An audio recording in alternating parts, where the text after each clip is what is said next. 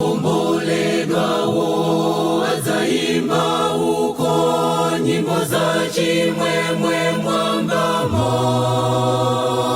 nyimbo zokomazo kutamanda mbuye Yesu mpulumutsi wawo.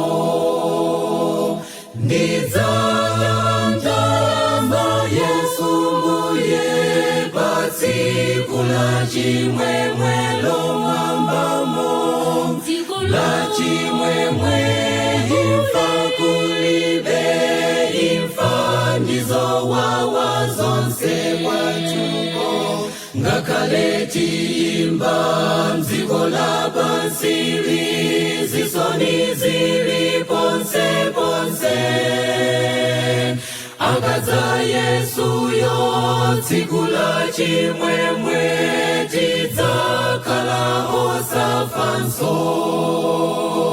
Ndidzayamba Yesu mbuye patsiku la chimwemwe lomwambamo, la chimwemwe imfa kulibe, imfa ndizo wawa zonse kwatuko. Ndikasiya chimo kusunga lamulo, ndzakhala ndi Yesu kosatha.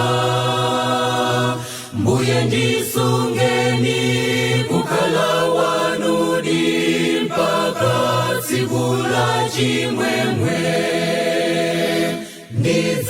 Ndidzayamba Yesu mbuye patsiku la chimwemwe lomwambamo, la chimwemwe imfa kulibe, imfa ndizo wawa zonse kwatuko.